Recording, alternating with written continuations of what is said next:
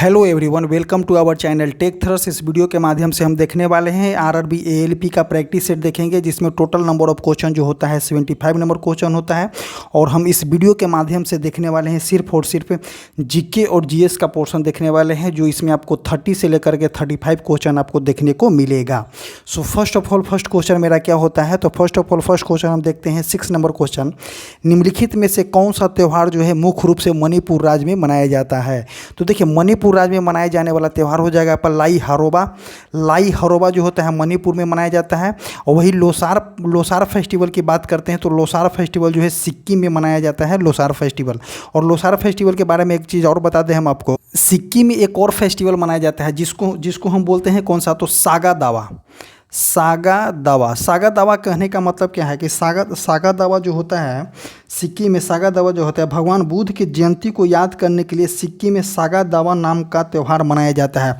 तो ये आप याद कर लीजिएगा कि सागा दावा त्यौहार जो है भगवान बुद्ध को याद करने के लिए जो है सिक्किम में सागा दावा त्यौहार भी मनाया जाता है। नेक्स्ट क्वेश्चन देखेंगे 7th नंबर क्वेश्चन। निम्नलिखित में से कौन सा युग्म जो है सुमेलित नहीं है। तो देखिए, एंथ्रासाइट जो होता है उच्च कोटि का कोयला होता है एंथ्रासाइट।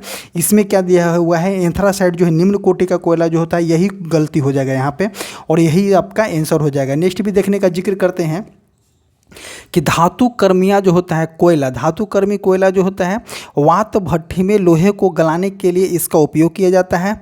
लिग्नाइट जो हो जाएगा आपका निम्न श्रेणी का भूरा कोयला जो होता है लिग्नाइट हो जाएगा। अब बिटुमिनस कोयला जो होता है व्यवसायिक उपयोग के लिए सर्वाधिक लोकप्रिय होता है। तो देखिए, कोयला जो भी होता है आपका 3-4 प्रकार का हो जाएगा। एक होता है पिट कोयला, एक होता है लिग्नाइट, एक होता है आपका बिटुमिनस, एक होता है आपका एंथ्रासाइट। तो एंथ्रासाइट कोयला जो होता है उच्च कोटि का होता है, और पिट जो होता है निम्न कोटि का होता है। कि लिग्नाइट भी जो आपका होता है ये निम्न कोटि का ही कोयला होता है। और बिटुमिनस कोयला जो होता है आप व्यवहारिक रूप में उपयोग कर सकते हैं, जैसे कि पावर प्लांट हो गया, किसी वात भट्टी हो गया, पावर प्लांट में ज़्यादा बिटुमिनस कोयला का ही उपयोग किया जाता है। नेक्स्ट क्वेश्चन देखते हैं, क्वेश्चन नंबर 8 क्या बोलना चाह रहा है। तो भारतीय संविधान के अनुच्छेद 343(1) के अनुसार जो है अनुसार लिपि में खाली स्थान लिपि में लिखी हुई हिंदी भाषा की राजभाषा होगी। तो देखिए, हिंदी भाषा की राजभाषा क्या हो जाएगी, तो देवनागरी हो जाएगी। यहाँ आंसर सही हो जाता है देवनागरी। और आगे क्या बोलता है कि अगर बात करते हैं हम कि राष्ट्रभाषा के बारे में बात करते हैं, तो देखिए भारतीय संविधान में भाग 17 में इसका जिक्र किया गया है। और भाग 17 में जो है आपका 343 से लेकर के 351 आर्टिकल तक इसका जिक्र किया गया है भाषा का। विभिन्न प्रकार के भाषा हैं। और आपको बता दें कि 1917 में सबसे पहले महात्मा गांधी ने 1917 में सबसे पहले महात्मा गांधी ने इसका जिक्र किया था किसका जिक्र किया था, तो 1917 में सबसे पहले महात्मा गांधी राष्ट्रपिता महात्मा गांधी 1917 में सबसे पहले जो है हिंदी को राष्ट्रभाषा के रूप में जिक्र किया गया था। और संविधान सभा के द्वारा जो है 14 सितंबर 1949 को जो है हिंदी भाषा को राष्ट्रभाषा अपनाया गया, नहीं कि राष्ट्रीय भाषा। याद कीजिएगा कि राष्ट्रभाषा और राष्ट्रीय भाषा में डिफरेंट होता है। तो हिंदी को जो है राष्ट्रभाषा के लिए अपनाया गया और सबसे पहले महात्मा गांधी ने 1917 में हिंदी को राष्ट्रभाषा का दर्जा देने की बात कहे थे। और आगे बात करते हैं कि संविधान सभा द्वारा जो है 14 सितंबर 1949 को जो है राष्ट्रभाषा का दर्जा दिया गया संविधान सभा के द्वारा।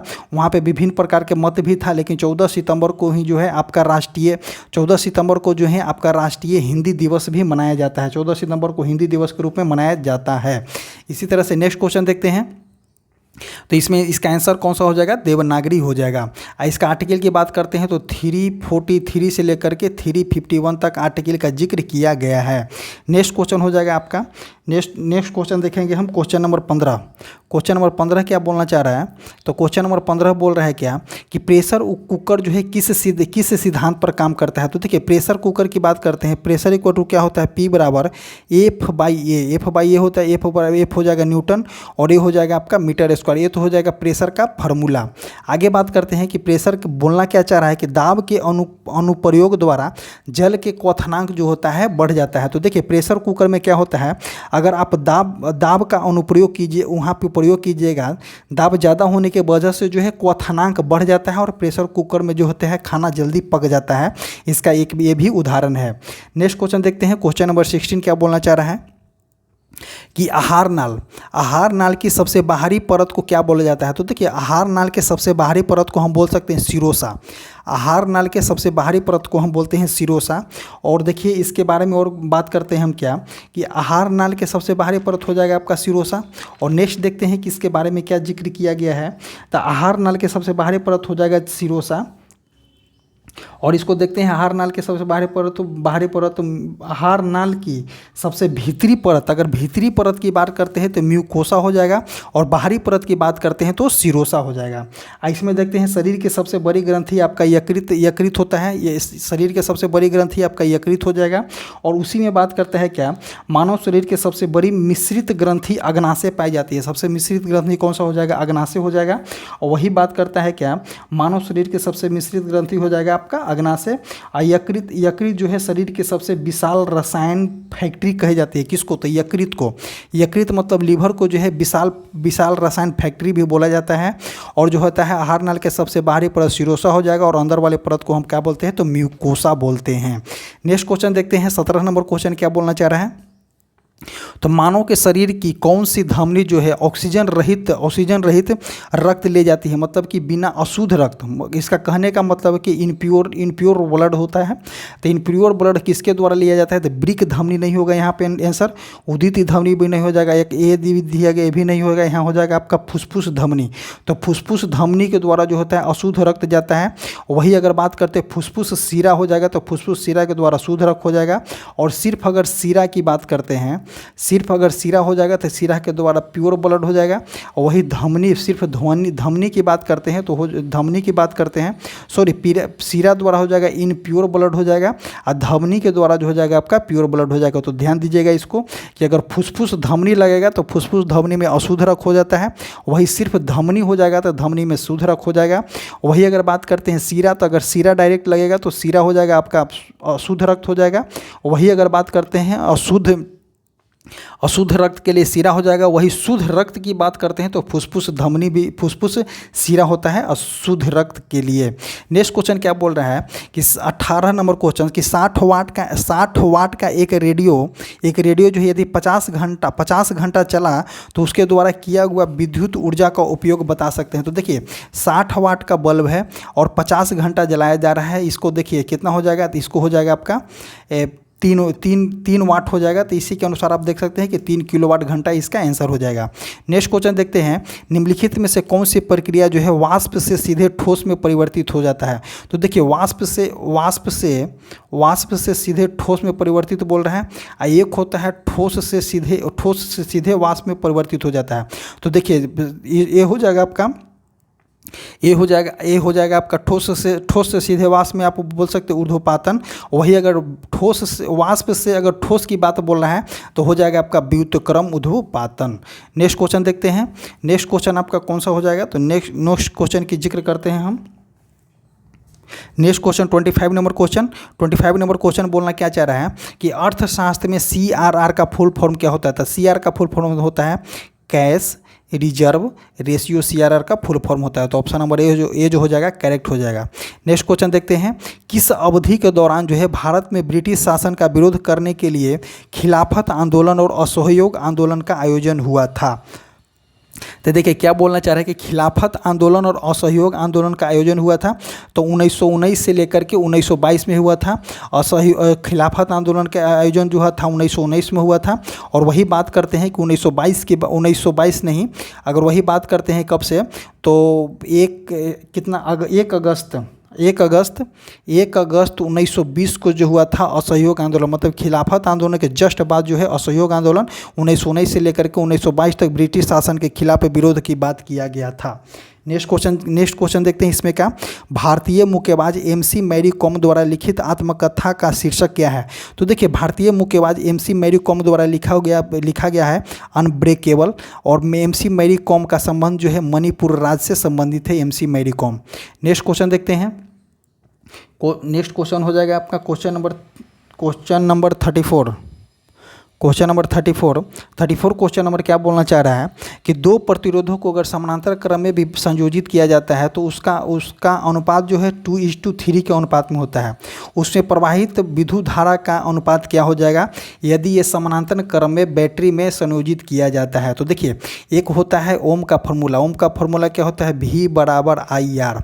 अब बोला गया है कि समानांतर क्रम में, तो सब जब समानांतर क्रम में होता है तो वोल्ट हो जाएगा आपका कांस्टेंट, I जो हो जाएगा आपका वेरिएबल हो जाएगा। आगे बात करते हैं इसमें कि क्या बोला गया है, रजिस्टेंस बोला गया है क्या कि रजिस्टेंस का जो है 2:3 के अनुपात में है। तो देखिए V बराबर I है, जब ये वाले कांस्टेंट हो जाएगा, V कांस्टेंट हो जाएगा तो ये दोनों हो जाएगा एक दूसरे के इन्वर्सली प्रोपोर्शनल हो जाएगा। एक दूसरे कौन सा, तो इन्वर्सली प्रोपोर्शनल हो जाएगा। और जब इन्वर्सली प्रोपोर्शनल हो जाएगा एक दूसरे को, V बराबर होता है IR, R भी कांस्टेंट हो जाएगा और R जो हो जाए R बराबर तो दिया गया है कि 2:3 हो जाएगा। तो करंट इक्वल टू क्या हो जाएगा 3:2 हो जाएगा। इन्वर्सली प्रोपोर्शनल है तो 34 का कौन सा हो जाएगा, ए हो जाएगा। नेक्स्ट क्वेश्चन देखते हैं, pH का मान 7 से बढ़ करके 14 हो जाता है। तो देखिए एक स्केल बनाइए, pH स्केल बनाइए। तो pH स्केल की बात करते हैं तो यहाँ हो जाएगा 7, यहाँ हो जाएगा आपका 14 और यहाँ हो जाएगा आपका 0। और इसमें आगे देखते हैं कि क्या बोला गया है, बोला गया कि 7 से लेकर के 14, तो 7 से लेकर के 14 क्या होता है, बेस होता है। ये हो जाएगा आपका न्यूट्रल, 7 जो होता है न्यूट्रल होता है, 7 से 14 आपका बेस हो जाएगा, 0 से लेकर 7 आपका एसिड हो जाएगा। तो बोलना क्या चाह रहा है कि pH मान जो है 7 से बढ़ करके 14 हो जाता है तो कौन सा हो जाएगा आपका क्षारीय विलयन हो जाएगा। तो ऑप्शन नंबर सी जो हो जाएगा इसका करेक्ट हो जाएगा। नेक्स्ट क्वेश्चन देखते हैं, क्वेश्चन नंबर आप देख सकते हैं 36 नंबर क्वेश्चन क्या बोल रहा है कि एक गेंद को जो है 45 मीटर की ऊंचाई तक एक सतह से गिराई जाती है। वह समय क्या हो जाएगा जब वस्तु जो है सतह पर पहुंचेगी। तो देखिए इसका एक फार्मूला होता है, H बराबर क्या होता है UT प्लस, नीचे आ रहा है तो प्लस हो जाएगा UT plus half GT square हो जाएगा, UT plus half GT square. तो देखिए ऊपर से आ रहा है तो इनिशियल वेलोसिटी क्या हो जाएगा, तो 0 हो जाएगा, तो इसको 0 कर दीजिए। अब बचा क्या, H बराबर दिया गया है क्या 45 की ऊंचाई से। तो देखिए ये हो जाएगा, इसको H equal to 1/2 GT square हो जाएगा। और जब 1/2 GT स्क्वायर हो रहा है, पेन को चेंज कर लेते हैं, H equal to 1/2 GT square, तो T इक्वल टू यहाँ पे देखिएगा क्या हो जाएगा H2 बाई हो जाएगा आपका H2/G हो जाएगा और किस में हो जाएगा तो रूट में हो जाएगा। तो H का मान कितना दिया गया है 45 दिया गया है, यहाँ पे दिया गया है 2 और G का मान देखते हैं इसमें क्या हो जाएगा, G का मान हमको 10 लेना है तो 10 हो जाएगा, अंदर रूट कर दीजिए इसको, तो 5 दूनी 10 हो जाएगा। और जब 5 दूनी 10 हो जाएगा, 9 5 45 9 हो जाएगा, तो इसको अंदर रूट 9 हो जाएगा तो कितना हो जाएगा 3 इसका आंसर हो जाएगा। तो 3 सेकंड इसका आंसर आ गया। नेक्स्ट क्वेश्चन देखते हैं, अवतल दर्पण के पीछे किसका, तो अवतल दर्पण के पीछे बोल रहा है आभासी प्रतिबिंब, सीधा प्रतिबिंब और आवर्धित प्रतिबिंब बनता है। तो देखिए अवतल दर्पण में जो होता है पीछे जो प्रतिबिंब बनता है तो आभासी प्रतिबिंब बनता है और सीधा प्रतिबिंब बनेगा और आवर्धित मतलब कि बड़ा प्रतिबिंब बनता है। तो वस्तु को कहाँ रखा जाता है, तो वस्तु को अगर फोकस और ध्रुव और फोकस के बीच पर जब वस्तु को रखा जाता है तो प्रतिबिंब जो आभासी बनेगा, सीधा बनेगा और आवर्धित बनेगा। और यही प्रतिबिंब के अंतर्गत जो है डॉक्टर लोग दंत वाले डॉक्टर जो हो जाएगा, कान वाले डॉक्टर जो हो जाएगा, इस ऐसा दर्पण का उपयोग करते हैं। और इसमें देखते हैं अगर फोकस पे रखा जाएगा तो प्रतिबिंब कहाँ बन जाएगा, अनंत पर बन जाएगा और बन जाएगा, बड़ा बन जाएगा और वास्तविक बन जाएगा। केंद्र पर रखेंगे तो सेंटर ऑफ कर्वेचर पर ही बनेगा और वक्रता केंद्र C और F के बीच रखेंगे तो C के परे बनेगा। नेक्स्ट क्वेश्चन देखते हैं, खाद्य श्रृंखला में इंटरलॉकिंग पैटर्न को क्या कहा जाता है। तो देखिए खाद्य श्रृंखला में अगर बात करते हैं इंटरलॉकिंग पैटर्न को, तो इंटरलॉकिंग पैटर्न को खाद्य श्रृंखला में हम खाद्य जाल बोला जाता है। इंटरलॉकिंग पैटर्न को खाद्य श्रृंखला में क्या बोला जाता है, तो खाद्य जाल बोला जाता है। नेक्स्ट क्वेश्चन देखते हैं, क्वेश्चन नंबर 44 कि हाल ही में माउंट ईबू ज्वालामुखी विस्फोट के कारण खबरों में है। तो देखिए माउंट ईबू ज्वालामुखी विस्फोट के कारण खबरों में है। तो माउंट ईबू ज्वालामुखी कहाँ में विस्फोट हुआ है, तो इंडोनेशिया में हुआ है। ऑस्ट्रेलिया में एक भी ज्वालामुखी नहीं है। और अमेरिका की बात करते हैं तो मैना लोवा ज्वालामुखी जो है कहाँ में, हवाई द्वीप में है अमेरिका का। तो ऑप्शन नंबर कौन सा हो जाएगा, इसका डी हो जाएगा ऑप्शन नंबर कि इंडोनेशिया में जो है ईबू ज्वालामुखी का विस्फोट हुआ है। ऑस्ट्रेलिया में एक भी ज्वालामुखी नहीं है। नेक्स्ट क्वेश्चन देखते हैं 45 नंबर क्वेश्चन। पृथ्वी के ध्रुवों का अध्ययन करने के लिए पेरीफेरा मिशन किसके द्वारा लॉन्च किया गया है? क्या बोला जा रहा है कि पृथ्वी के ध्रुवों का अध्ययन करने के लिए पेरीफेरी मिशन किसके द्वारा लॉन्च किया गया है? तो नासा के द्वारा लॉन्च किया गया है। नेक्स्ट क्वेश्चन देखते हैं क्वेश्चन नंबर 52 नंबर क्वेश्चन क्या बोलना चाह रहा है कि किसी मशीन के गतिशील पुर्जों में उपयुक्त 3 मुख्य स्नेहक का नाम बताएं। तो देखिए, तेल जो स्नेहक है लेकिन रबर नहीं है, इसको काट दीजिए। तेल जो स्नेहक है, ग्रीस भी स्नेहक है और ग्रेफाइट भी स्नेहक है। तो ऑप्शन नंबर बी जो हो जाएगा करेक्ट हो जाएगा इसके लिए। नेक्स्ट क्वेश्चन देखते हैं 53 नंबर क्वेश्चन कि 0.1 मीटर फोकस दूरी वाले कांच के एक समोत्तल उत्तल लेंस की मुख्य अक्ष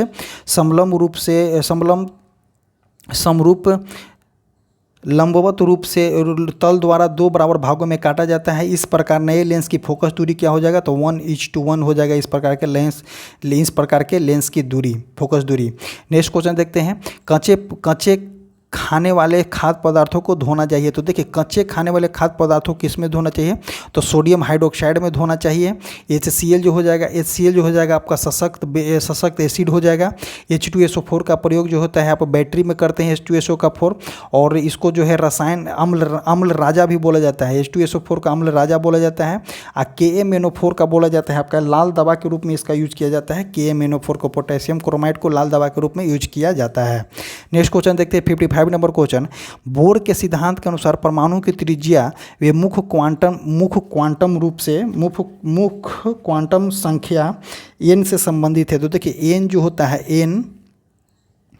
आर जो होता है म्यू डायरेक्टली प्रोपोर्शनल हो जाता है n स्क्वायर। तो इसके संबंधित है, तो आर जो होता है डायरेक्टली प्रोपोर्शनल हो जाएगा n स्क्वायर का। आर डायरेक्टली प्रोपोर्शनल हो जाएगा n स्क्वायर का। नेक्स्ट क्वेश्चन देखते हैं question number 56 number question. 56 number question क्या बोल रहा है? देखिए, इसमें किसका है? वेलोसिटी दिया गया है और यहाँ पे टाइम दिया गया है। और जब वेलोसिटी अब टाइम दिया गया है, वेलोसिटी ही अगर पार कर रहा है तो क्या बोलता है? शून्य त्वरण यहाँ पे हो जाएगा। क्योंकि देखिए, त्वरण का फॉर्मूला होता है final velocity minus initial velocity divided by time. तो यहाँ पे देखिए, वेग जो होता है समान है। जब वेग यहाँ पे समान है तो त्वरण आपका क्या हो जाएगा? शून्य हो जाएगा। देखिए, अगर ये भी समान है तो 0 हो जाएगा। 0/t यहाँ पे क्या हो जाएगा? त्वरण शून्य हो जाएगा।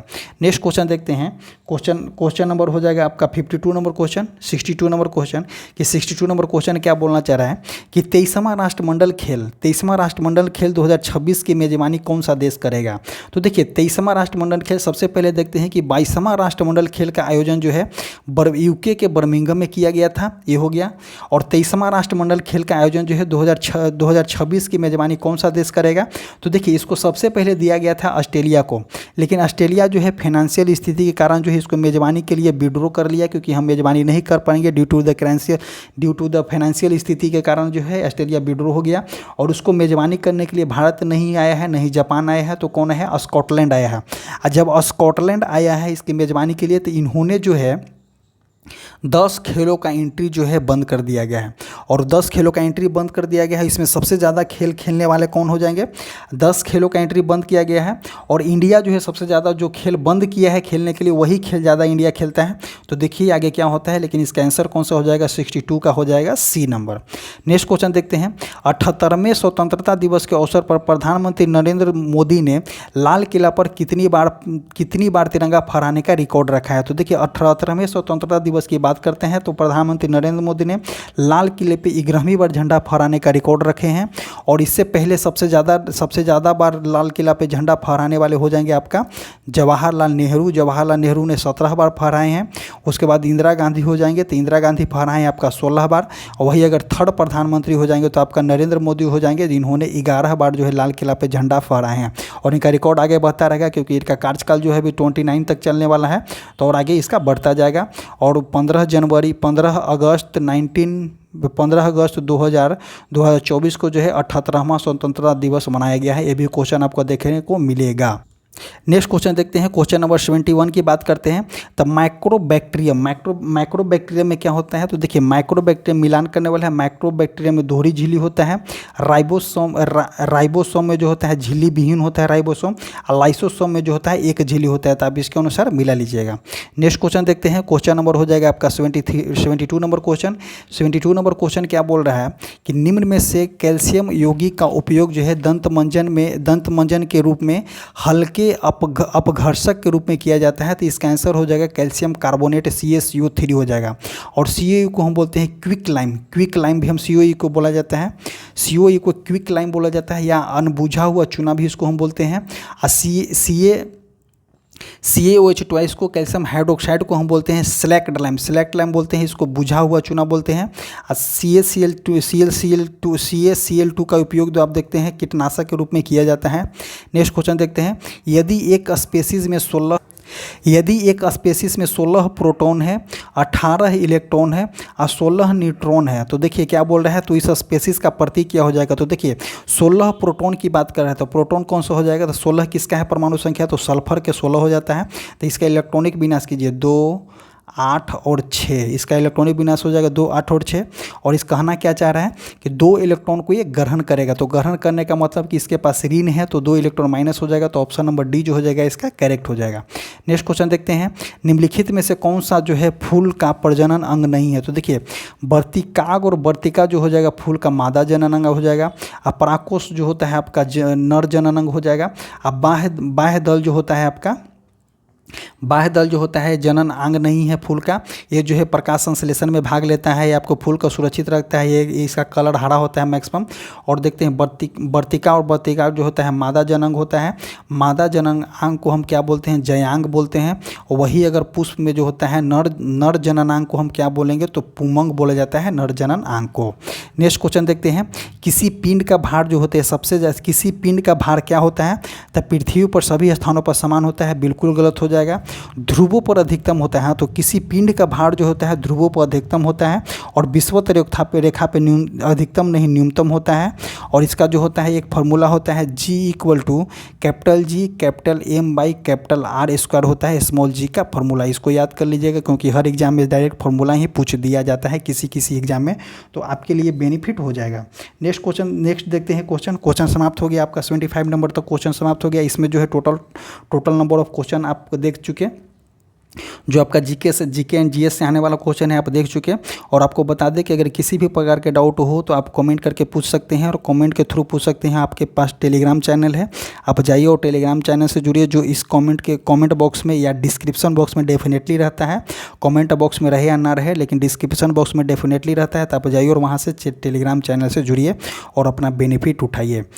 इसी तरह से इसका PDF जो है टेलीग्राम चैनल पर डाल दिया जाएगा। Thank you.